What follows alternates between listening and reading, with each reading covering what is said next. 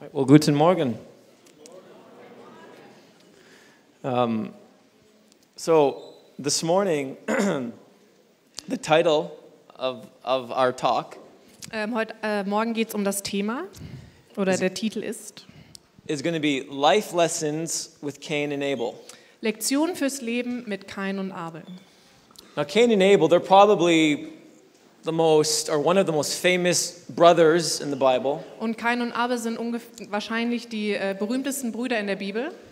You don't have to be a Christian to really have heard the story of Cain and Abel. Man muss nicht unbedingt ein Christ sein, um von dieser Geschichte gehört zu haben. And there's many different things we can learn from the story. Und es gibt sehr viele Dinge, die wir aus dieser Geschichte lernen können. But this morning, we only have time to learn two things. Aber heute Morgen können wir nur zwei Sachen davon lernen. Two life lessons that we can start applying to our life today. Zwei Lektionen fürs Leben, die wir heute schon anwenden können. So before we get to, we'll be in Genesis chapter 4, verses 1 to 8. Und wir werden in 1. Mose 4, 1 bis 8 heute sein. But before we get there, I just kind of want to quickly set up the context. Aber bevor wir da hinkommen, möchte ich kurz den Kontext erklären. So Genesis 1 and 2, God creates the whole world and he creates Adam and Eve. Also in 1. Mose 1 und 2 macht Gott die ganze Welt, er schöpft sie und er macht auch die Menschen. And then you have Adam and Eve, they're living in the Garden of Eden. Und Adam und Eva waren im Garten Eden. Now this wasn't just some little garden with, a few trees and where you could grow fruit. Und es war nicht nur so ein kleiner Garten, wo man so ein paar Bäumchen hat und ein bisschen Früchte anbaut. The Garden of Eden, it represented literally heaven on earth. Aber der Garten Eden hat eigentlich den Himmel auf dieser Erde repräsentiert. Because it's where God dwelt on the earth. Weil da ruhte Gott auf der Erde. That's why we see God walking with Adam in the garden. Und wir haben gesehen, wie Gott mit Adam durch diesen Garten rumlief. And so it's the place where his literal presence dwelt. Und das ist einfach der Ort, wo die fühlbare Gegenwart Gottes ruhte. And then we all know the story in Genesis 3 when Adam and Eve eat the fruit that they shouldn't eat. Und dann wissen wir die Geschichte in 1. Mose 3, wo Adam und Eva diese Frucht essen, die sie nicht hätten essen sollen. And then we see God pronouncing judgment on the serpent and then on Adam and Eve. Und dann spricht Gott diesen Fluch über die Schlange und über Adam und Eva aus. And then he kicks Adam and Eve out of the garden. Und schmeißt Adam und Eva aus diesem Garten raus. And so they, for the first time in their lives, they don't have that sense of close connection with God. Und das ist das erste Mal in ihrem Leben, wo sie nicht dieses Gefühl von Nähe von Gott haben. And so we pick it up in Genesis 4, verse 1. Und wir greifen die Geschichte in 1. Mose 4, Vers 1 auf. And so it says, now Adam knew Eve his wife, and she conceived and bore Cain, saying, I have gotten a man with the help of the Lord. 1. Mose 4, 1. Und Adam erkannte seine Frau Eva, und sie wurden schwanger und gebar den Kain. Und sie sprach, ich habe einen Mann erworben mit der Hilfe des Herrn. And so the first thing that they do once they're out of the garden is to start making babies. Also das Erste, was sie natürlich nach dem Rauswurf aus dem Garten Eden gemacht haben, ist, dass sie Babys gemacht haben. And it's interesting because the name Cain Und das Interessante daran ist, dass der Name Kain means to receive or to acquire. Das bedeutet eigentlich etwas zu empfangen oder zu erwerben. And so Eve, she's super pumped to have Cain. Und Eva freut sich wirklich riesig, dass sie diesen Kain hat. Because if you remember back in Genesis 3, Weil wenn wir uns erinnern, wenn wir an den 1. Mose 3 denken, in verse 15, in Vers 15 God kind of makes this prophetic statement. macht Gott eigentlich eine prophetische Aussage. He said that the seed of the woman Und er sagt, dass der Samen der Frau is going to crush the head of the serpent. wird den Kopf der Schlange zertreten. And so scholars think this is the first time that the gospel is essentially preached. Und Wissenschaftler sagen, dass es eigentlich das erste Mal ist, dass das Evangelium schon verkündet wird. Because of course the seed of the woman represents Jesus. Weil eben diese Samen der Frau eigentlich Jesus repräsentiert. And so when Eve has Cain, Also als dann Eva diesen Kain hat, in her head she could be thinking though, is is this the guy that's going to crush the head of the serpent? Dann hat sie vielleicht gedacht, ist das der Mann, der den Kopf der Schlange zertreten wird? And so she's very happy. Und deswegen freut sie sich. And then the name Abel, Und der Name Abel it literally means breath. Heißt Like- Atem, It means nothing. nichts. And so it's kind of like, yeah, we're happy to have Cain, but Abel, okay, yeah, we had to have him too. Und sie dachten eigentlich so, oh cool, wir freuen uns echt, dass wir keinen haben. Und klar, Abel haben wir jetzt auch. And so they had high regard for Cain, but for Abel, it's just, yeah, we had another son. Also Kain schätzten sie sehr und Adam war halt auch noch, Abel war einfach auch noch da. Adam. And then verse 2, it says, and again, as she bore his brother Abel. Now Abel was a keeper of sheep, and Cain a worker of the ground. Und hier heißt es, und weiter gebar sie seinen Bruder Abel, und Abel wurde ein Schafhirte, Kain aber ein Ackerbauer. And so here we see the job descriptions of both Cain and Abel. Und hier sehen wir eigentlich die Berufsbeschreibung von Kain und Abel. Cain was a farmer, Kain war ein Bauer and Abel was a shepherd. und Abel war ein Schafhirte. Now there are people that try to make a big deal about these two jobs. Und es gibt Menschen, die machen eine große Sache aus diesen zwei Berufen. There are those that try to say that, shepherds are better than farmers or farmers are better than shepherds. Und manche sagen, Schafhirten sind wichtiger als Bauern und manche sagen, Bauern sind wichtiger als Schafhirte. And so one example is that you have people who think that, well, Jesus is the good shepherd, Und dann gibt es Menschen, die sagen, ja, Jesus war ja auch der gute Schafhirte. therefore Abel's job is better than Cain's job. Und deswegen ist Abels Job ja eigentlich besser als der von Kain. And so you get there's a little bit twisted theology where they make a big deal about the job descriptions. Und da draußen gibt es ziemlich komische Theologien, die diese Berufe sehr hervorheben. But the reality is God told Adam to be both a farmer and a shepherd. Aber die Wahrheit ist, dass Gott eigentlich Adam dazu berufen hatte, dass er ein Bauer sein sollte und ein Schafhirte. And so God's cool with both. Also Gott findet beide cool. In his sight, God loves shepherds and farmers the same. Also aus Gottes Sicht mag er Bauern und Schafhirte genau gleich. I mean, think of it like there's a father who owns a butcher shop and a father who owns a fruit and vegetable stand. Das ist wie, als wenn ein Vater irgendwie eine Metzgerei hat und ein Vater hat einen Gemüsestand. Or the same father owns both. Also derselbe Vater hat natürlich beides. And he has two sons, Und er hat zwei Söhne. and one wants to work with him at the fruit and vegetable stand, and one wants to work with him at the butcher shop. Und einer möchte halt gerne mit ihm am Gemüsestand arbeiten, der andere halt in der Schlachterei, am Metzgerstand. Both are cool, both are the same. Beide sind cool, beide sind gleich. All right, and so now verse 3 to 5 here. Und wenn wir jetzt zum Vers 3 bis 5 gehen. So it says, in the course of time, Cain brought to the Lord an offering of the fruit of the ground, and Abel also brought of the firstborn of his flock and of their fat portions. And the Lord had regard for Abel and his offering, but for Cain and his offering he had no regard. So Cain was very angry, and his face fell. 1. Mose 4, 3 bis 5. Und es geschah nach geraumer Zeit, dass Kain dem Herrn ein Opfer darbrachte von den Früchten des Erdbodens. Und auch Abel brachte ein Opfer dar von den Erstlingen seiner Schafe, von ihrem Fett. Und der Herr sah Abel und sein Opfer an, aber Kain und sein Opfer sah ihn nicht an. Da wurde Kain sehr wütend und sein Angesicht senkte sich. And so we see here our first life lesson. Und hier sehen wir die erste Lebenslektion. So life lesson number 1, Also die erste Lektion für unser Leben. I'm going to suggest that God deserves our best. Gott verdient unser Bestes. God deserves our best. Gott verdient unser Bestes. When I read these 3 verses here, Und wenn ich diese 3 Verse hier lese, there's a question that I've always struggled with. und da gab es immer dann eine Frage, mit der ich so ein bisschen gekämpft habe. And it's a question that's highly debated and it's argued over a lot in the theological realm. Und bei den Theologen wird viel über diese Frage diskutiert. And it's, why did God accept Abel's offering and not Cain's? Also warum hat jetzt Gott Abels Opfer angenommen, aber nicht Kains? Because it doesn't really say exactly why in the text. Weil eigentlich steht nirgendwo geschrieben, warum es jetzt nicht angenommen wurde. It just says God had respect or had favor for Abel's offering, but Cain's he didn't. Also Gott hatte für Abels Opfer irgendwie Gunst und für Kains hatte er es nicht. And so there's 3 traditional or three kind of main interpretations that try to answer this question. Und es gibt eigentlich so 3 Hauptinterpretationen, die diese Frage beantworten. And so the first one I kind of define as the divine election view. Und die erste Sicht ist eigentlich so die göttliche Wahlsicht.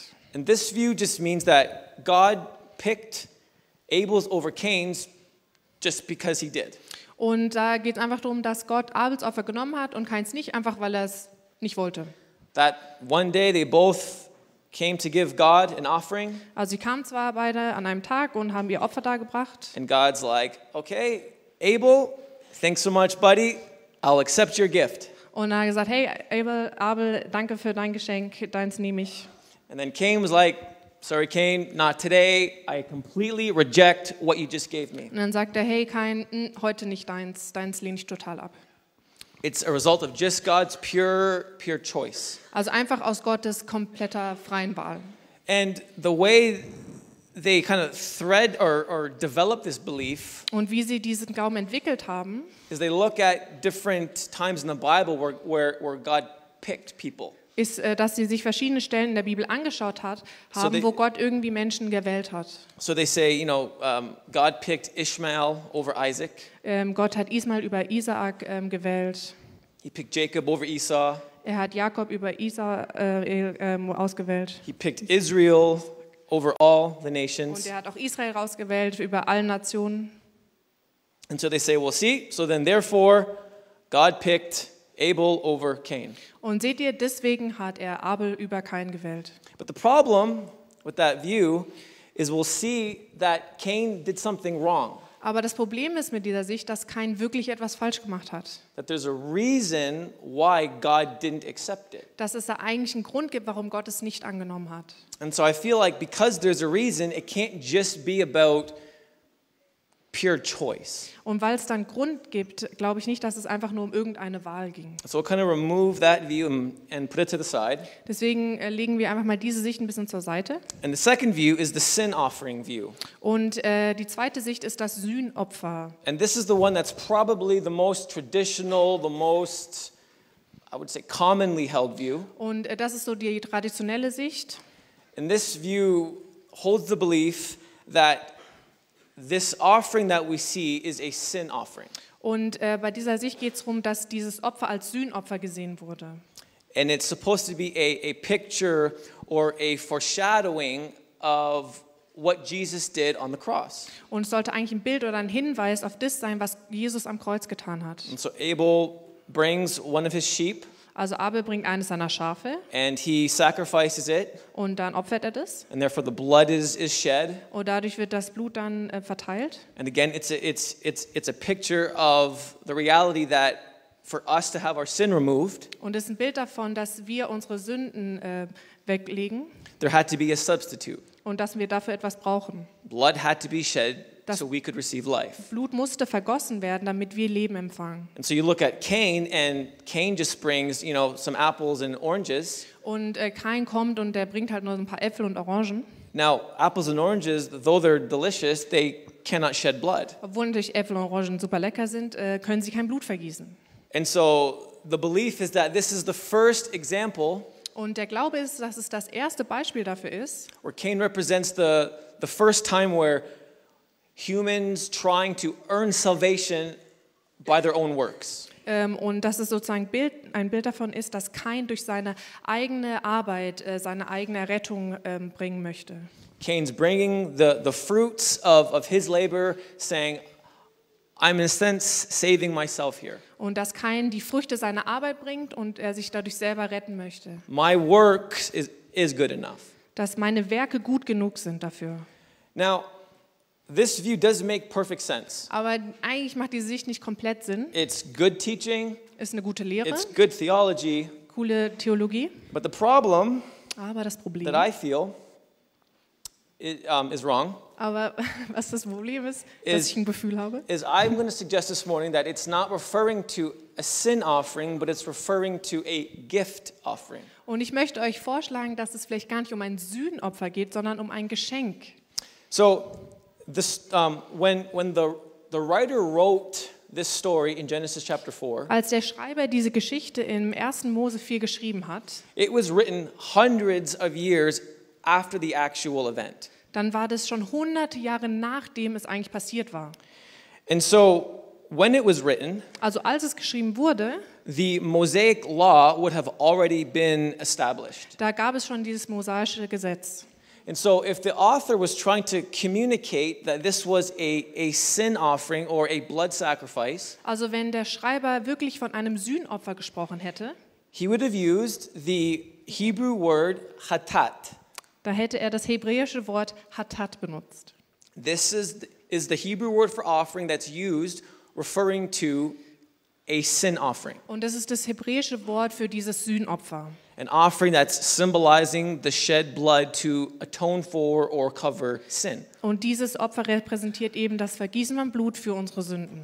But the word that we see in our text this morning Aber das eigentliche Wort, das in diesem Text benutzt wurde, is the Hebrew word mincha. ist das hebräische Wort Mincha. And what this word means, it means a gift or a tribute or a dedication offering. Und was dieses Wort eigentlich bedeutet, ist ein Geschenk, eine Anerkennung oder eine Hingabe. And so this Hebrew word is used between 50 and 100 times in the first 5 books of the Bible. Und dieses Wort wird in den ersten 5 Büchern der Bibel sicher 50 bis 100 Mal benutzt. And it's never used one time to describe a sin offering. Und nicht einmal wurde es für ein Sühnopfer benutzt. Therefore, if someone wanted to bring a mincha to God, Also wenn jemand dieses Mincha, Geschenk, zu Gott bringen a wollte, gift, also ein Geschenk, it really doesn't matter what they're bringing. dann ist es eigentlich wirklich egal, was sie bringen. And so the fact that Cain was a farmer and Abel was a shepherd Und nun, dass die Tatsache so war, dass Kain nun mal ein Bauer war und Abel ein Schafhirte, made perfect sense that they would bring each of their own work. da macht es ja Sinn, dass sie von ihren eigenen Arbeiten ein Geschenk geben. Like if I worked at a butcher shop Wenn ich jetzt in der Schlachterei arbeiten and I würde wanted to bring a gift home for Ramona from my work, und ich möchte ein Geschenk für meine Frau Ramona nach der Arbeit bringen, it makes sense that I would bring some big juicy steak. dann macht es ja Sinn, dass ich ein gutes Steak mit nach Hause bringe. Or if I worked Oder at a fruit and vegetable stand ich arbeite an einem Gemüse- und Früchtestand and I wanted to bring her a gift, und ich möchte ihr ein Geschenk geben, it would make sense that I would bring home some nice, ripe, delicious mangoes. dann ist ja klar, dass ich ein paar frische, dicke Mangos bringen möchte. So it makes perfect sense the offerings or the types of offerings that they did or that they gave. Also macht es wirklich Sinn, was für Opfer sie in diesem Moment gegeben haben. So with that in mind, let's kind of walk through these verses again with the idea that this was a gift offering to God. Und lass uns doch mal den Text lesen mit dem Wissen im Kopf jetzt. So in verse 3, it says, in the course of time. Und in Vers 3 heißt es, und es geschah nach geraumer Zeit. Now, in the Hebrew, that phrase, in the course of time, can be translated Und im Hebräischen kann diese Aussage so übersetzt werden: at the end or at the end point or after a long period of time. am Ende, nach einer längeren Zeit, am Ende eines bestimmten Punktes. And so, at the end of what? Am Ende von was? And so a lot of scholars believe that it's referring to at the end of the harvest season. Und viele Wissenschaftler sagen, dass es hier um das Ende der Ernte geht. And so it's translated at the end of the harvest time, Cain brings a gift to God. Also könnte man es so übersetzen: Am Ende der Ernte gibt Kain dem Herrn ein Geschenk. And it's also important to recognize there's an element of time here. Und es ist wichtig, dass hier auch die Zeit erwähnt wird. That Cain is bringing his gift at the end. Kain bringt sein Geschenk am Ende. Now, verse 4a, Und dann sehen wir in Vers 4a, it says, Abel brought of the firstborn of his flock and of the fat portions. und hier sehen wir, und auch Abel brachte ein Opfer dar von den Erstlingen seiner Schafe und von ihrem Fett. And so we see here, again, Abel brings the first. Und hier sehen wir, dass Abel sein erstes gab. And so there's another element of time here, meaning at the beginning of something. Und hier sehen wir wieder ein Element der Zeit und das, ja, von dem, was er gebracht hat. And so at the first thing he does as soon as his new sheeps are born, Also das Erste, was er macht, als seine neuen Schäfchen geboren werden, he brings. das bringt er. Now that phrase, fat portions, Und dieser Satz von ihrem Fett, it can be taken in two ways. das kann man in zwei Arten und Weisen sehen. It can mean the best part of the sheep. Das kann zum einen bedeuten die besten Teile des So he's Schafes, bringing like the nicest parts. also die besten Stücke. Or it could mean he brought the best of the firstborn. Oder man kann es übersetzen, dass er das Beste seiner Erstlinge gab. So let's say he has 10 new sheep that are born, Also sagen wir, dass er 10 neue süße Schäfchen hat. and there's 7 that are, I don't know, big and fat.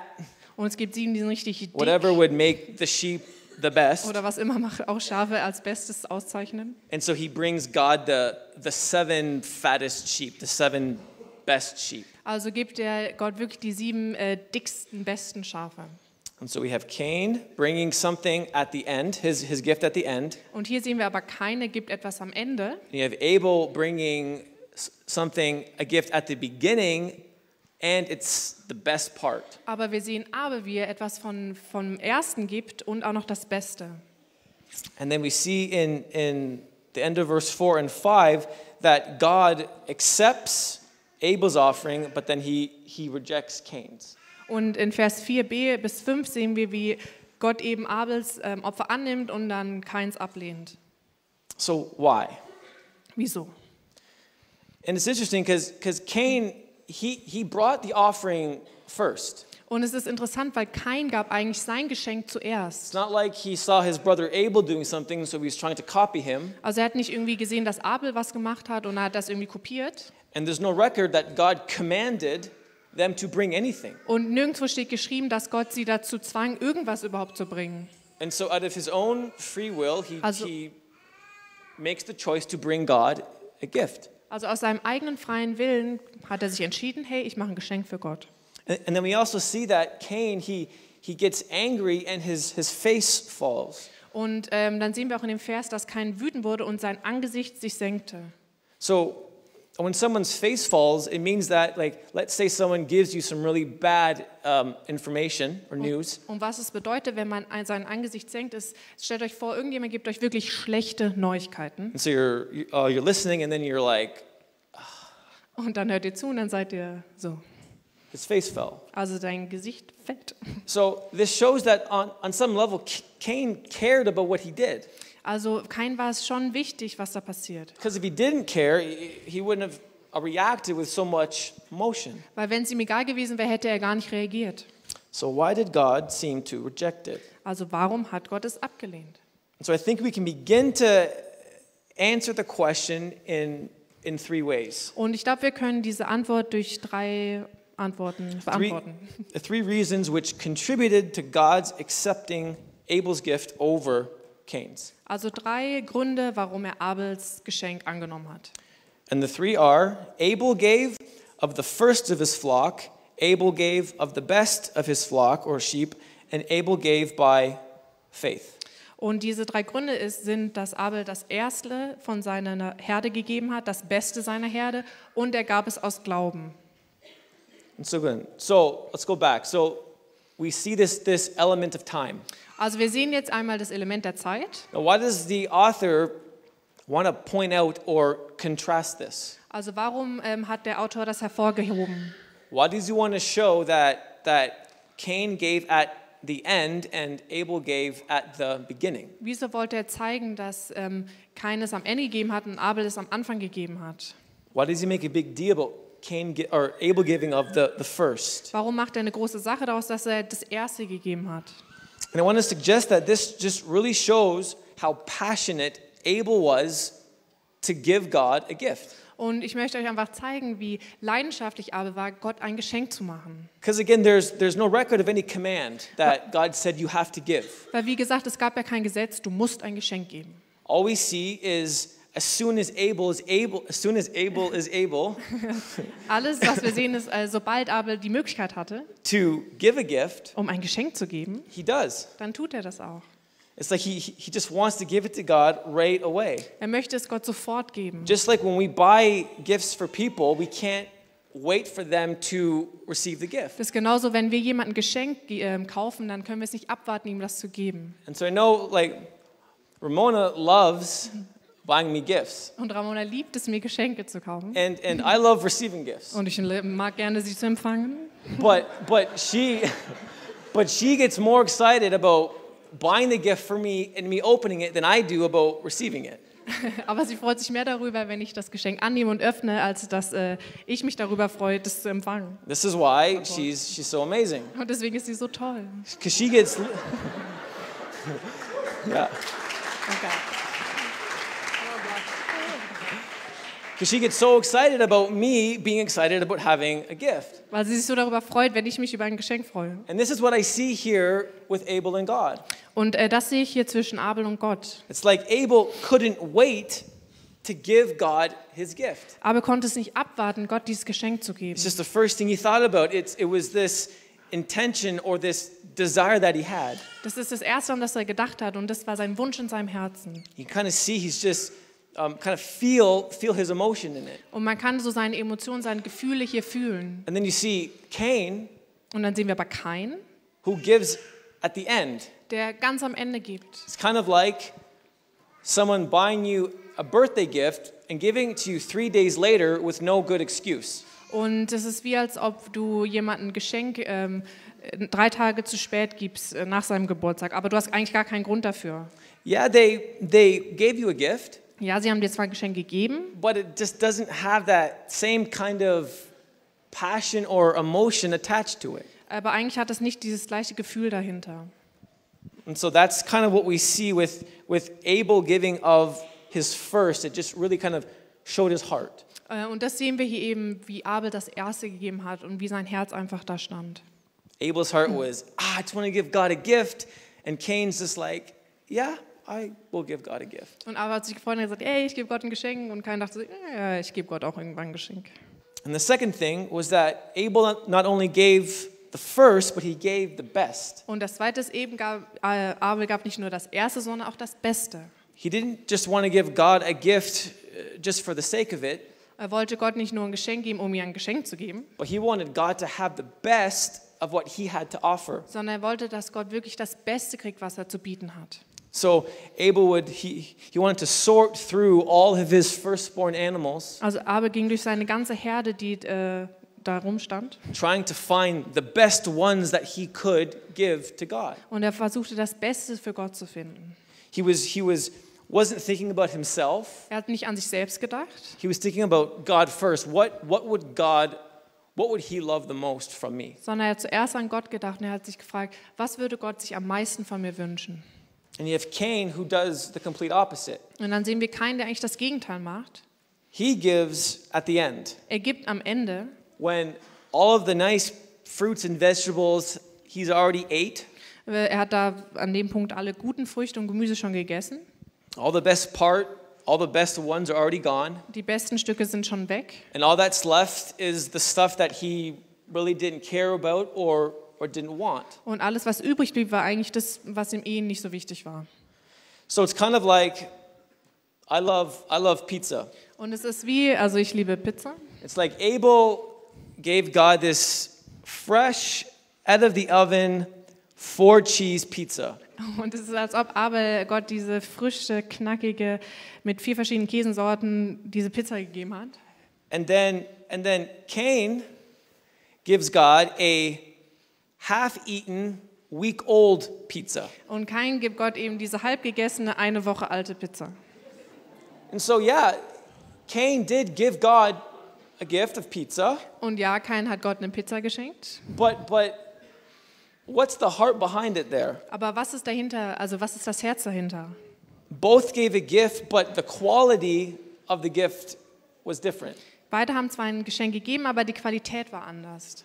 You know, Cain gave of his leftovers, Kain hat so die Reste gegeben, the stuff that he didn't care about, the stuff that he didn't want. die Dinge, die ihm nicht so wichtig waren und nicht wollte.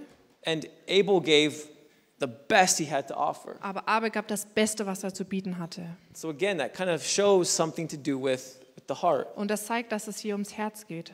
And the third thing we see is that Abel gave by faith. Und das dritte, was wir sehen, ist, dass Abel durch Glauben gab. And so I got that from Hebrews chapter 11, verse 4. Und das sehen wir im Hebräer 11, Vers 4. It says, by faith Abel offered to God a more acceptable sacrifice than Cain, through which he was commended as righteous, God commending him by accepting his gifts, and through his faith, though he died, he still speaks. Hebräer 11, Vers 4. Durch Glauben brachte Abel Gott ein besseres Opfer dar als Kain. Durch ihn erhielt er das Zeugnis, dass er gerecht sei, indem Gott über seine Gaben Zeugnis ablege. Und durch ihn redet er noch, obwohl er gestorben ist. So how did Abel offer God his gift by faith? Also wie zeigt sich jetzt hier, dass Abel durch Glauben gab? See, for Abel to give of the first and the best of his sheep Dass Abel das Beste von seinen Schafen gab, was a very risky thing for him to do. war eigentlich eine riskante Sache. Because there's no guarantee that the mommy and daddy sheep would produce more again. Weil es keine Garantie dafür gab, dass die Mama und Papa Schäfchen nochmal sowas produzieren. And so yeah, he wanted to give God a gift. Und ja, er wollte Gott ein Geschenk geben And wanted him to give God the best. und das Beste geben, But he also gave in faith, aber er gab es auch im Glauben trusting that God would still provide for him down the road. und vertraute Gott, dass er ihn auch immer noch versorgen würde.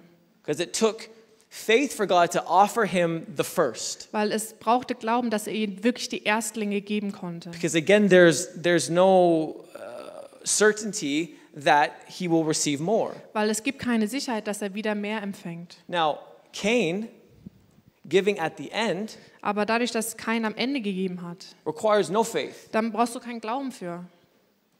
He made sure that all his needs were met, Er hat sichergestellt, dass es ihm gut geht, that all the best stuff was picked, dass er die besten Sachen für sich auserwählt that hat, his cupboards were full, dass seine Lager voll waren, his fridge was full, dass sein Kühlschrank voll that war, all of his needs were met. dass all seine Bedürfnisse So he- gestillt worden sind, So he felt secure and safe. dass er sich sicher und gut fühlte. And then he's like, okay, now we'll give to God. Und dann sagte er sich erst, jetzt gebe ich Gott. A few verses later in Hebrews 11, verse 6, Und ein paar Verse weiter in Hebräer 11, 6. it says, without faith, it's impossible to please Und God. da heißt es, dass es unmöglich ist, dass wir Gott gefallen ohne Glauben. And so Cain's gift required no faith. Und Kain brauchte für sein Geschenk keinen Glauben. He showed no trust, no belief in God that he would actually take care of him. Er hat gar nicht gezeigt, dass er Gott vertraute oder an ihn glaubt. And so this contributes to God's not accepting of Cain's gift. Und das führte dazu, dass Gott eben Kains Geschenk nicht angenommen hat. So life lesson number 1, God deserves our best. Also unsere erste Lebenssektion heute ist, Gott verdient das Beste. And the point of this story, or these 5 verses, Und der Punkt oder die Hauptaussage von dieser Geschichte, ultimately have nothing to do with the kind of gift that was given. es geht nämlich eigentlich nicht darum, was für ein Geschenk wir geben.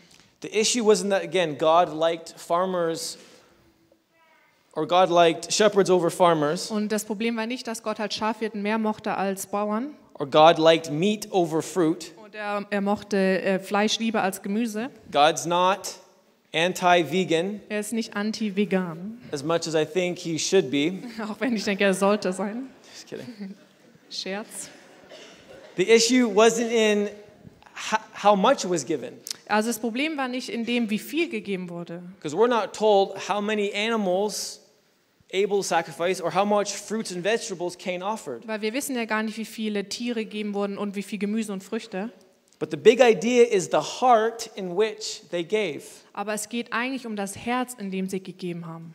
You see, Abel knew that God was worth his best. Abel wusste, dass Gott wirklich das Beste verdient. His heart acknowledged the fact that God deserves the best I have to give him. Sein Herz hat wirklich erkannt, Gott verdient das Beste, das ich ihm geben kann. That to him, God was so valuable, Gott war für ihn so wertvoll so amazing, und so unglaublich, so awesome. so toll. And so out of that heart, he gave his gift. Und aus dieser Haltung, mit diesem Herzen hat er sein Geschenk gegeben. And then Cain, again, was opposite of that. Und wie gesagt, Kain war das komplette Gegenteil. Cain still gave a gift. Kain hat zwar schon ein Geschenk gegeben, But again, his gift was kind of like half-eaten, week-old pizza. aber es war wie eine halb gegessene, eine Woche alte Pizza. If you gave someone that, what would that communicate to the person you're giving it to? Wenn du das jemandem geben würdest, was kommunizierst du damit eigentlich? Doesn't have that same kind of emotion, that same kind of passion to give. Es hat eigentlich gar nicht die gleiche Emotion und die gleiche Leidenschaft hinter dem Geben. It's kind of like more out of obligation. Yeah, I guess I kind of have to give a gift, so I'll just give this. Das ist dann eher aus dem Pflichtgefühl, ich sollte vielleicht noch was schenken, gebe ich ihm das. One scholar, he wrote this. Und ein Wissenschaftler hat das geschrieben. He said, Cain wanted to be moral, so he brought an offering. But he gave what he wanted, not what God was worthy of. Und der Wissenschaftler hat das gesagt.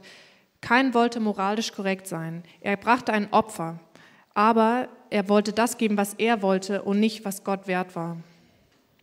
So the heart of giving is not about, again, it's not about a set amount. It's about the heart in which you give. Also beim Geben geht es nicht um eine bestimmte Menge, sondern das Herz dahinter.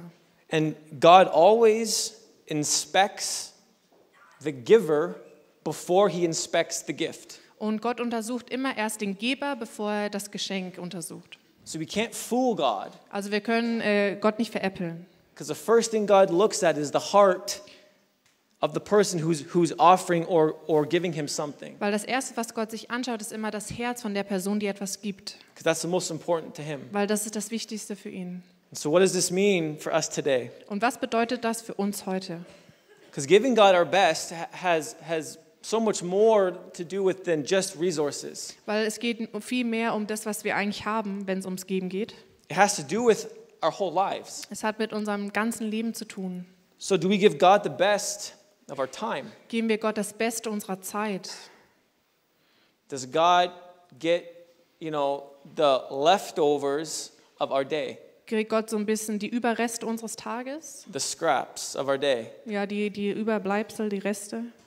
Do we give God the best of our heart, our emotion, and our love? Geben wir Gott das Beste von unserem Herzen, Emotionen und unserer Liebe? Like, does God get the best love from you, the best part of your heart? Kriegt Gott wirklich das Beste von deinem Herzen, die tiefste Liebe von dir? Or does God just get, the complaining, Oder kriegt Gott nur die Anklagen? the list of things that we want or need from him? Die ganze Liste von Sachen, die wir von ihm brauchen. He gets the negativity and the frustration. Er kriegt alle negativen Sachen, alle unsere Frustrationen. But what about our love and our emotion? Does he get that from you? Aber er kriegt auch eure Liebe und eure Emotionen, The best part. also die guten Dinge. Do we even see God as being worthy and honoring of our best? Glauben wir überhaupt, dass Gott es wert ist oder dass er das ehrt, wenn wir ihm das Beste geben? Like, does this thought even cross your mind? Kommt dieser Gedanke in deinen Kopf? Do we even want to give God anything? Möchten wir Gott denn überhaupt irgendwas geben? Is this even a priority or a desire in our hearts? Ist das überhaupt eine Priorität in deinem Herzen? So life lesson number 1, Also Lebenslektion Nummer 1. God deserves our best. Gott verdient unser Bestes. Now let's move on to life lesson number 2. Und jetzt kommen wir zur Lebenslektion Nummer 2. In verses 6 and 7. It says, the Lord said to Cain, why are you angry and why is your face fallen? If you do well, will you be accepted? And if you do not do well, sin is crouching at the door. Its desire is for you, but you must rule over it.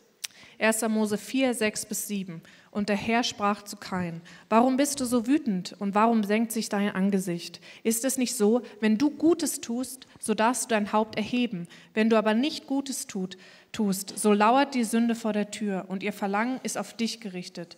Du aber sollst über sie herrschen. So life lesson number 2. Also Lebenslektion Nummer 2. If you don't deal with your pain will deal with you. Wenn du dich nicht um deinen Schmerz kümmerst, wird dich dein Schmerz irgendwann einholen. If you don't deal with your pain, Also your wenn pain will deal with you. du dich nicht um deinen Schmerz in deinem Herz kümmerst, dann wird dich dein Schmerz irgendwann einholen. So in my G12, for the last maybe just over a year, Und in meiner G12 für das letzte Jahr ungefähr, we kind of start our little hangout dann fangen wir unsere kleine Abhängrunde so an. with the question, I ask them, how's your soul? Und ich frage sie immer, wie geht's deiner Seele? And it's a question designed to make us think, like, what's going on in our inner world? Und bei dieser Frage geht es darum, dass wir uns selber checken, wie geht es uns eigentlich innen drin? Like, how are you feeling in your emotional part of you? Also wie fühlt sich deine emotionale Welt in dir drin an? Are things good? Are things bad? Sehen Dinge gut oder schlecht aus? It's a way to help us learn how to communicate what's happening on the inside. Und es hilft uns zu kommunizieren, was in uns drin passiert gerade. Because a lot of times we feel things and experience things, Weil oftmals fühlen wir Dinge oder wir erleben Dinge, but we don't ever want to talk about it. aber wir möchten nicht darüber reden. We just kind of keep it there, kind of keep it hidden or try to bury it. Und wir lassen das so in unserem Herzen und möchten es so verstecken. But the problem with that is, whether you realize it or not, Aber das Problem dabei ist, ob wir es realisieren oder nicht. this will affect your life in a negative way. Das wird dein Leben in einer negativen Art und Weise beeinflussen. There's no such thing as just not dealing with something and have it be okay for you. Du kannst nicht einfach nur eine Sache stehen lassen und dann geht es dir damit gut. And so if I were to invite Cain into my G12 Also wenn ich Kain in meine G12 einladen würde and he sat there and I asked him the question, hey Cain, und, how's your soul? und er würde da sitzen am Tisch und ich würde fragen, hey Kain, wie geht's deiner Seele? We can see from the text here that his soul's not doing too good. Und wir sehen in dem Text, dass seiner Seele nicht gut geht. I'm sure he would say something, like, yeah, I want to give God a gift, Und vielleicht würde er irgendwie sowas sagen, ja, ich wollte Gott ein Geschenk geben and he didn't want it. und er wollte es einfach nicht. He rejected it. Er hat es abgelehnt. And I'd be, okay, Cain, so how'd that make you feel? Und dann würde ich sagen, okay, Kain, wie hat es sich für dich angefühlt? And he's like, I'm angry and I'm hurt. Und dann sagt er, ich bin wütend und ich bin verletzt. Why wouldn't God accept my gift? Warum hat Gott mein Geschenk nicht I angenommen? went out of my way to give him something and he didn't want it. Ich bin extra hin, habe ihm ein Geschenk gegeben und dann will er es nicht. So I just feel so angry. Und ich fühle mich so wütend. Now, I think it's interesting that he has these two emotions of hurt and anger. Und es ist interessant, dass er diese zwei Emotionen fühlt. Einmal ist er wütend, aber er ist auch verletzt. Because I know for me, when I've been like really hurt, Und ich weiß aus meinem Leben, wenn ich wirklich verletzt wurde, like the kind of hurt that's like someone stabs you in the heart with a knife, dieses Gefühl, dass jemand dich wirklich mit einem Messer ins Herz sticht. I hate feeling that. Und ich hasse es, wenn ich das fühle. And so what's the easiest thing to do in that situation Und was ist das Leichteste in dieser Situation? is replace it with a different emotion. Ist, wenn man es einfach mit einer anderen Emotion austauscht. So what's easier, to feel angry or hurt? Also was ist leichter, sich wütend zu fühlen oder verletzt zu fühlen? So for me, it was always angry. Für mich ist es ganz klar It's easier to wütend. feel anger.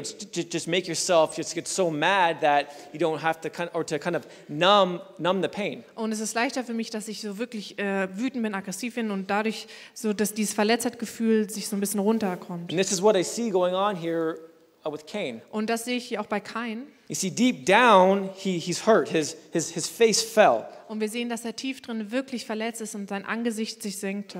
And so deep down, he's hurt. He feels rejected by God. Und tief drin fühlt er sich so verletzt und abgelehnt von Gott. And so he just tries to cover that up with anger. Und das möchte er einfach mit Wut überdecken. Because it's easier to kind of deal with the situation if he can be angry at his brother and angry at God. Weil es leichter ist, dass er wütend auf Gott ist und auf seinen Bruder. So we get to verse 6. Und dann kommen wir an Vers 6 dran. So again, he's emotional. Also Kain ist sehr emotional. And we don't see, how long it was between the giving of the offering and when God talks to him in verse 6. Und wir wissen nicht, wie viel Zeit vergangen ist, als Kain das Opfer gegeben hat und Gott ihn dann darauf ansprach. It could be a week, month, a day, we don't know. Konnte eine Woche, ein Tag oder ein Monat sein. But the point is, it's God comes to Cain like a loving father. Und der Punkt ist aber, dass Gott wie ein liebender Vater zu Kain kommt. And so I want you to read it through that lens. Und durch diese Sicht möchte ich, dass wir das jetzt lesen. Because Cain doesn't go looking for God. Weil Kain kommt jetzt nicht auf Gott drauf zu. There's no description of Cain asking God why, and he's kind of taking it out on God. Und nirgendwo steht geschrieben, dass er jetzt zu Gott kommt und sagt, Gott, warum tust du das? It just says God comes to him.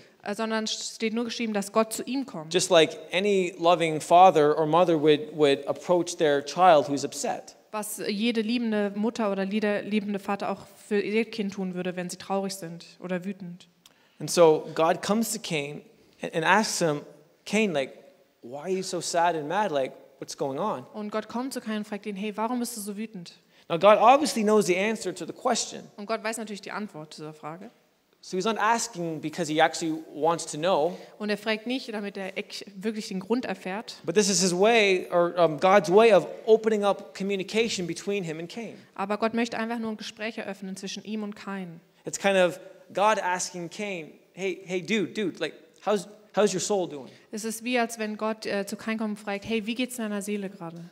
What's up? Was ist los? Why are you so sad? Why are you so angry? Wieso bist du so traurig und wütend? And so it's God, like a loving dad, coming to him, initiating contact, initiating communication. Also Gott kommt als liebender Vater und möchte einfach dieses Gespräch ins Rollen bringen. And then verse 7. Und Vers 7. Not only does God open up the line of communication, also Gott öffnet nicht nur das Gespräch, but he addresses the issue of wrongdoing in a loving way. Sondern er spricht dieses Problem, was er falsch gemacht hat, in einer liebenvollen Art und Weise an. So he says, Cain, like, if you do what you're not supposed to do, und er sagt eigentlich, Kain, wenn du doch was machst, was du nicht tun sollst, or so if you do what you are supposed to do, oder er sagt, wenn du das tust, was du tun sollst, then you're not going to feel this way. Dann fühlst du dich nicht so. And so in other words, God's saying, like, Cain, like, you gave me a horrible gift. Also in anderen Worten sagt er, hey Kain, du hast mir echt ein schlechtes Geschenk gegeben. You gave me the leftovers of what you had. Du hast mir die Überreste von dem, was du hast, gegeben. You gave to me only after all of your needs were taken care of and after you felt, safe enough to give. Du hast mir es dann gegeben, als du selber dich versorgt hattest und dich sicher gefühlt hast. It's like you gave to me out of a sense of obligation and duty, not out of the passion and love from your heart. Und du hast mir eher aus Verpflichtung gegeben und nicht aus dieser Leidenschaft und Liebe im Herzen. He's like, Cain, like, you gave me a half-eaten, week-old pizza. Kain, du hast mir eine halb gegessene, Woche alte Pizza gegeben. So, of course, I'm not going to accept that. Und natürlich nehme ich das nicht an. And I could just see him, saying to Cain, like, don't I deserve more? Und ich kann mir vorstellen, wie Gott eigentlich so sagen möchte, verdiene ich nicht mehr? Don't I deserve your best? Verdiene ich nicht dein Bestes? Am I not worth much to you? Bin ich dir nicht viel wert? And so God tells Cain that if he gave his gift with the right motives and the right heart, no matter how much it was, he would have accepted it. Und er sagt eigentlich, wenn du mit dem richtigen Motiv und Herzen mir ein Geschenk gegeben hättest, hätte ich es angenommen. And he would not be feeling this anger and this sadness and this brokenness. Und du würdest nicht diese Wut und Verletzung und Traurigkeit spüren. And then God kind of takes it to a deeper level. Und dann nimmt Gott das auf eine neue Ebene. And he says, and if you don't do what you should do, und er sagt, wenn du nicht das tust, was ich sage, then was du tun solltest, then sin is crouching at the door and its desires for you. Dann lauert die Sünde vor der Tür und ihr Verlangen ist auf dich gerichtet. And so what does this mean? Und was bedeutet das? If we think of the emotions, let's pick anger. Also wenn wir jetzt die Emotion Wut mal uns anschauen, because we see it in the text. Weil wir das jetzt hier im Text sehen. If we think of anger like a little baby, wenn wir Wut anschauen wie ein kleines Baby, what happens when anger grows up to become an adult? Was passiert, wenn dieses Baby ein Erwachsener wird. Is there, if anger is really dangerous as a baby, Wenn Wut schon als Baby gefährlich ist, then how much more dangerous is it when it's an adult? wie viel gefährlicher ist es, wenn es erwachsen wird? Fully grown anger. Ein voll erwachsener Wutmensch. What? And so I want to suggest that baby or little bit of anger in our hearts doesn't just stay that. Und was ich einfach sagen möchte, ist, dass wenn ihr nur ein bisschen Wut in euch habt, bleibt das nicht nur ein bisschen. There's no such thing as it just, I'm just a little bit angry, I'm just a little bit mad at someone. Und es gibt es nicht, dass wir einfach nur so ein bisschen wütend auf jemanden But sind. it's just going to stay on this little low level. It's okay. Aber es bleibt nur bei dieser kleinen Menge, deswegen ist alles gut. No, over the course of time, that anger will grow. Aber über die Zeit wird diese Wut wachsen. And so what can full anger, full grown anger look like? Und was kann diese ausgewachsene Wut wirklich, wie kann die aussehen? It can lead people to do some crazy things. Und es kann Leute dazu bringen, dass sie wirklich verrückte Dinge tun. And God knows this and God sees this in Cain. Und Gott weiß das und er sieht das in Kain. And so it's like God is coming to Cain and he's warning him to be careful. Und er kommt zu Kain und sagt, hey, sei vorsichtig. He's like, Cain, if you don't deal with this anger inside of you, then this anger is going to deal with you. Und er sagt, Kain, wenn du nicht mit dieser Wut umgehst, dann wird sie dich irgendwann einholen. So it's like a loving father giving guidance, warning his son. Also ein liebender Vater, der einfach seinem Sohn eine Korrektur gibt. If you don't address this issue, it's not going to end well for you. Also wenn du dieses Problem nicht angehst, dann wird es nicht gut für dich ausgehen. And then we see this phrase, sin crouching at the door. Und dann sehen wir diese Aussage, Sünde lauert vor der Tür. And this is a crazy picture of what sin does. Und das ist eigentlich ein verrücktes Bild von dem, was Sünde tun kann. And so there's scholars believe that this can be looked at in two ways. Und Wissenschaftler glauben, das kann man aus zwei Sichten sehen.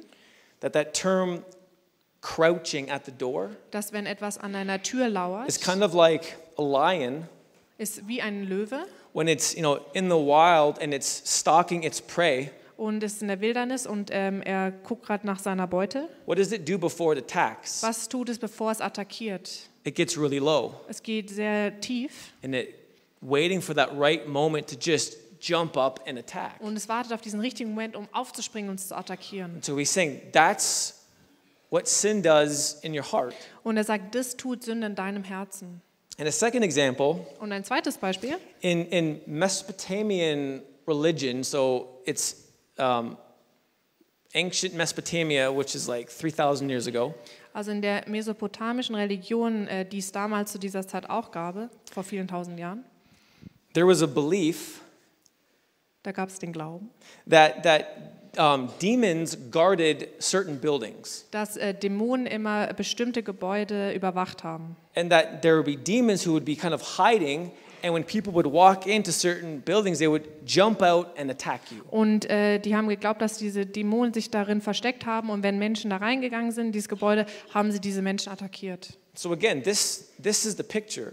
Und das ist das Bild. Sin is like a stalking lion or like a jumping out attacking demon. Also das ist ein Bild davon, wie ein Löwe, der auf seine Beute gerade wartet und sie attackieren möchte, oder diese Dämonen, die auf dich aufspringen. Just waiting for that right moment to get you. Also die warten auf diesen richtigen Moment, um dich zu kriegen. And then God says at the end of verse 7, he says, its desire, meaning sin's desire is for you, but you must rule over it. Und es heißt aber, so lauert die Sünde vor der Tür und ihr Verlangen ist auf dich gerichtet, du aber sollst über sie herrschen. And so again, the idea being, if you don't rule over it, it's going to rule over you. Und der Gedanke hier ist, wenn du nicht über die Sünde herrschst, wird sie über dich herrschen. So God comes to Cain like a loving dad and warning him Und wie gesagt, Gott kommt zu Kain als dieser liebende Vater. that if he doesn't take care of his soul, Und er warnt ihn und er sagt, wenn du dich nicht um deine Seele he kümmerst, doesn't deal with this anger and this hurt wenn du nicht mit dieser Wut und diesem Schmerz umgehst, that's in his heart, das in seinem Herzen war, sin is like waiting for that right moment to get you. Dann wartet die Sünde nur auf diesen richtigen Moment, um dich zu kriegen. It's hiding, Es versteckt sich. waiting for that right moment to attack. Und es wartet auf diesen richtigen Moment, um dich zu attackieren. And this, of course, is what we see in verse 8. Und das sehen wir natürlich dann in Vers 8. Cain kills his brother. Kain bringt seinen Bruder um. So Cain doesn't listen to God. Also Kain hört nicht auf Gott. He doesn't deal with what was going on in his inner world. Er ist nicht damit umgegangen, was eigentlich in ihm passiert ist. And he let that anger go from a baby to a full-grown adult. Und er ließ diese Wut von einem Baby zu einem erwachsenen Menschen heranwachsen. And that anger got to so high in his heart that it led him to murder his brother. Und dann wurde die Wut so groß, dass sie einfach dazu geführt hat, dass er seinen Bruder umgebracht hat. And it's crazy because he's not really angry at Abel, he's angry at God. Und was eigentlich verrückt ist, dass er eigentlich nicht sauer auf Abel war, sondern eigentlich auf Gott sauer ist. Because God's the one that rejected his gift. Weil Gott ist ja der sein Geschenk abgelehnt hat. But he took it out on his brother. Aber er hat es auf seinen Bruder übertragen. Because he was unwilling to let God deal with that in him. Weil er Gott nicht daran gelassen hat. And this is why God came to Cain. Und deswegen kam eigentlich Gott zu Kain. He came to him because he wanted him to deal with it. Und er kam zu Kain, weil er echt wollte, dass er mit diesem Schmerz umgeht. He initiated contact with him because he saw what could happen if he didn't. Und er hat dieses Gespräch eröffnet, weil er gesehen hat, was passieren könnte, wenn er nicht mit diesem Schmerz umgeht. So life lesson number 2, if you don't deal with your pain will deal with you. Also Lebenslektion Nummer 2 ist, wenn du nicht mit deinem Schmerz umgehst, wird dich dein Schmerz irgendwann einholen. So what does this mean for us today? Also was bedeutet das für uns heute? How does this part of the story affect us? Was hat das mit uns heute zu tun? I would say it's so important that we deal with and address our inner world. Und ich glaube, dass es einfach so wichtig ist, dass wir Schmerz in unserem Herzen angehen. Because there's no such thing as baby anger Weil es gibt nicht sowas wie Babywut or little disappointment or frustration or fill in the blank. oder kleine Frustration und Enttäuschung. Because whether we realize it or not, our lives are affected by our inner world. Und ob wir es realisieren oder nicht, unser Leben wird durch unser inneres Leben beeinflusst. For both good and bad. Fürs Gute und fürs Schlechte. In my own life, In meinem eigenen Leben, I was in a few relationships where I was cheated on. da war ich in einigen Beziehungen, wo ich betrogen worden bin. And so when that happens a few times, Und wenn das so ein paar Mal passiert my heart gets stabbed a few times, und dann wurde mein Herz öfters mal einfach eingestochen, my response is, well, I don't want to feel that pain, so I'm just going to become so angry. und da war meine Reaktion einfach, ich möchte diesen Schmerz nicht fühlen, ich möchte einfach nur sauer I'm sein. gonna make my heart like a rock so that it can never be hurt. Und ich habe mir gedacht, ich lasse mein Herz wie ein Stein werden, damit es nie wieder verletzt wird. And that's what I did. Und das habe ich getan. I kept people at a distance. Und ich habe Menschen einfach auf eine Distanz gehalten. Didn't let anyone get really close. Und ich habe niemanden so richtig nah an mich rangelassen. And so the posture of my heart was a state of aggression and like defense. Und mein Herz war immer auf Verteidigung und Aggression ausgestellt. Nobody's going to hurt me. Keiner kann mich verletzen. Now, I wasn't consciously doing that. Und ich habe das natürlich nicht bewusst gemacht. I'm sure if you would have asked me, I would have thought I was perfectly fine. Wenn du mich gefragt hättest, hätte ich gesagt, hey, mir geht's perfekt, super, danke. But it took God an entire year Aber es hat Gott wirklich ein ganzes Jahr lang gebraucht, to kind of chip away and chip away and chip away and chip away. um da einfach immer mehr runterzulassen von dieser Mauer. And it was a very difficult process, Und es war eine sehr, sehr schwierige Zeit. but it was a process that I didn't have to do on my own strength. Aber in diesem Prozess musste ich nicht aus eigener Kraft arbeiten. Because the reality is Jesus said, he said, cast all your cares upon me. Weil in Realität heißt es, dass wir alle unsere Sorgen auf ihn werfen sollen. He said, give me all your burdens. Er sagt, gib mir all deine Lasten. And so, You may be saying, but Joel, like, you don't know what I've been through. Und vielleicht sagst du, Joel, du weißt nicht, durch was ich durchgehen musste. You don't know how angry or how hurt or how broken I am. Du weißt nicht, wie wütend und verletzt und kaputt ich bin. I can't just give it to God. Ich kann es nicht einfach so Gott abgeben. And I would say it's something that we don't have to do on our own strength. Aber es ist etwas, das wir nicht aus eigener Kraft tun müssen. Because if it was up to my own strength, I'm probably not on the stage right now and married to Ramona. Weil wenn ich es aus eigener Kraft hätte tun müssen, wäre ich heute nicht auf der Bühne und mit Ramona verheiratet.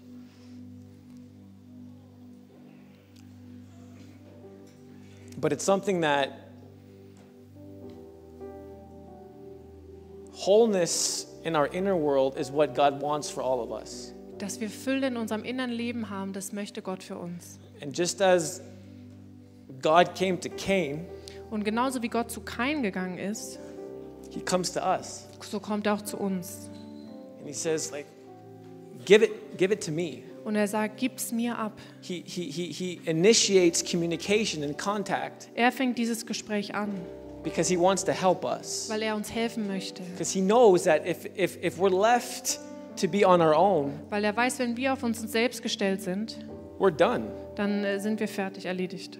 And this is the main reason why, or one of the main reasons why Jesus came to earth to do what he did. Und das ist einer der Hauptgründe, warum Jesus gekommen ist und das getan hat, was er getan hat. Because there was an entire planet of people who had corrupt souls, Weil es gab eine Erde voller Menschen mit korrupten Seelen, who were hurt and broken and wounded. die so verletzt und kaputt sind. And so Jesus comes and he died conquering sin and death, Und Jesus kam und er ist gestorben, um die Sünde einzuholen.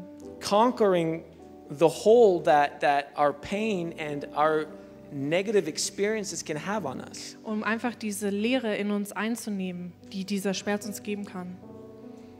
So God in Christ, he wants to take our disappointment and our anger and our pain, Gott durch Jesus durch möchte unsere Frustration, unsere Enttäuschung nehmen and replace it with life and hope and forgiveness and joy. und uns dafür Leben und Vergebung und Freude geben.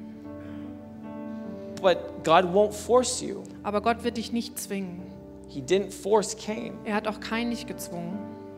He did everything he could possibly do, and Cain still made his choice. Gott hat alles getan, was er tun konnte, aber Kain hat trotzdem seine eigene Entscheidung getroffen. So life lesson number 1, God deserves our best. Also Lebenslektion Nummer 1, Gott verdient unser Bestes. God cares more about the heart than he does about the gift. Gott ist unser Herz wichtiger als das Geschenk. God cares more about quality than quantity. Gott geht es mehr um die Qualität als die Quantität. And God wants us to give our entire lives to him Und in Gott, faith. und Gott möchte, dass wir ihm unser ganzes Leben im Glauben geben. And life lesson number 2, if you don't deal with your pain, Und Lebenslektion Nummer 2 ist, if you don't deal with your pain will deal with you. wenn du nicht mit deinem Schmerz umgehst, wird sich dein Schmerz dich irgendwann einholen. And so God wants you to have a healthy soul. Also Gott möchte, dass du wirklich eine gesunde Seele hast. And God wants you to give him your pain Und so he can give you life. Gott möchte, dass du ihm seinen Schmerz gibst, deinen Schmerz gibst, damit er dir sein Leben geben kann. And God wants you to guard and protect your soul. Und Gott möchte, dass du wirklich dein Herz und deine Seele beschützt. Let's stand. Lass uns aufstehen.